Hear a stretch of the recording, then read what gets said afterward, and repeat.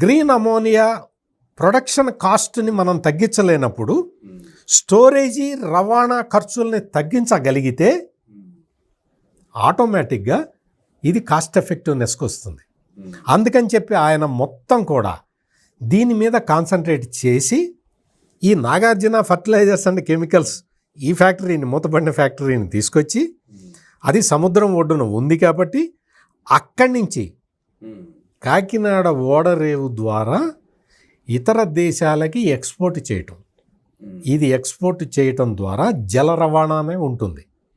ఈ మొత్తం green ammonia మొత్తం జల రవాణా ద్వారానే పంపిస్తానని ఈయన ముందరే చెప్పి, ఎందుకు అంటే కాస్ట్ ఎఫెక్టివ్నెస్ కోసం, లాజిస్టిక్స్ ఖర్చులు తగ్గించటం.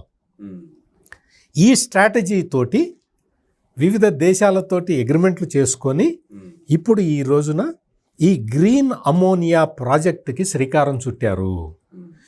ఈ ప్రాజెక్టు ఒక్కటి మొత్తం భారతదేశానికి రాబోయే రోజుల్లో అంటే టోటల్ ఈ machinery plant and machinery commission కావటానికి అంటే మొత్తం 90,000 కోట్ల రూపాయల పెట్టుబడి ఓవర్ నైట్ ఎవడు ఖర్చు పెట్టలేరు కదా. దాన్ని ఖర్చు పెట్టాలంటే కొన్ని ఏళ్ళు పడుతుంది. ఒక దాదాపుగా 2035 వరకు 2030, 2035 2 టార్గెట్లు పెట్టుకొని ఉన్నారు, పనిచేస్తూ ఉన్నారు. అంటే ఇది ప్రాజెక్ట్ మొత్తం కమిషన్ అయిన తర్వాత ఈ గ్రీన్ అమోనియా ఎక్స్పోర్ట్ చేయటం ద్వారా వచ్చే ఆదాయం భారతదేశానికి అతి ముఖ్యమైన ఆదాయ వనరు కాబోతున్నది. ఇంతవరకు మాత్రం నేను ఖచ్చితంగా చెప్పగలుగుతాను.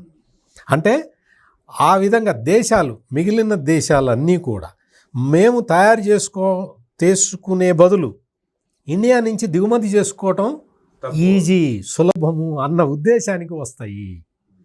అందుకనే ప్లాంట్ కెపాసిటీని విపరీతంగా పెంచుకుంటూ ఉంటారు. పెంచుకోవటానికే దశల వారీగా చేస్తూ ఉన్నారు. ఇది గ్రీన్ అమోనియా